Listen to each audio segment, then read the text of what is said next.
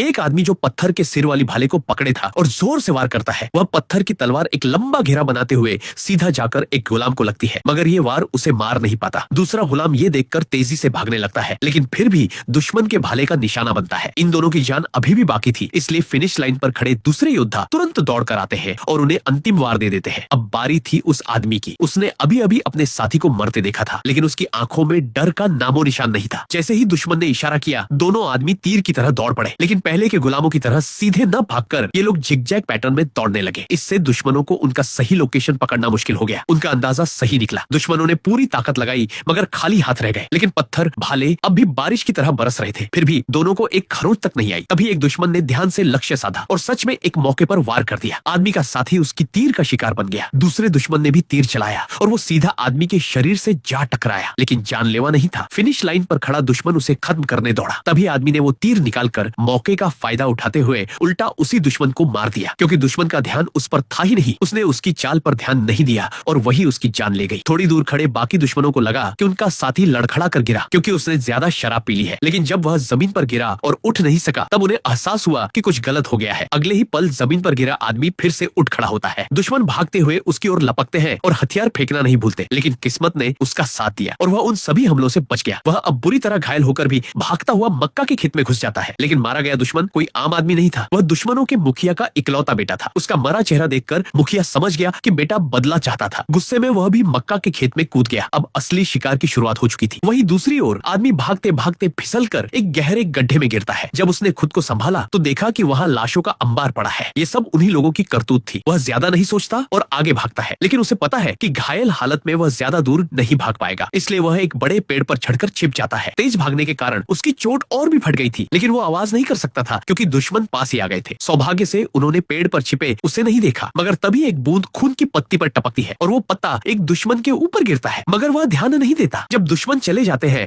आदमी थोड़ा राहत की सांस लेना चाहता है। तभी एक छोटा काला तेंदुआ सामने आ जाता है। वो गुर्राता है जैसे आदमी को चेतावनी दे रहा हो। तभी उसकी माँ की तेज गर्जना सुनाई देती है। उसने आदमी को शिकारी समझ लिया है। उसी वक्त दूसरी ओर दुश्मन भी आदमी को न पाकर लौटने का फैसला करते हैं। तभी एक दुश्मन को अपने साथी की कमीज पर खून दिखाई देता है और वे दोबारा खोज शुरू कर देते हैं। आदमी और तेंदुआ अब दौड़ने की दौड़ में है, जिससे तेज आवाज होती है। ये आवाज दुश्मनों का ध्यान खींचती है। वे उसे देख लेते हैं और पीछा शुरू करते हैं, मगर उन्हें पता नहीं कि उसके पीछे एक तेंदुआ भी है। सबसे आगे भागने वाला दुश्मन जब आदमी के पास आता है तो तेंदुआ उस पर झपट पड़ता है और वह मारा जाता है। बाकी दुश्मन उसे बचाने दौड़ते हैं। वे तेंदुए को भाले से मार तो देते हैं, लेकिन बहुत देर हो चुकी थी। अपने साथी की दर्दनाक मौत देखकर वे घबरा जाते हैं, क्योंकि उनके विश्वास में तेंदुआ ईश्वर का बेटा होता है। अब वे इसे अपशकुन मानते हैं।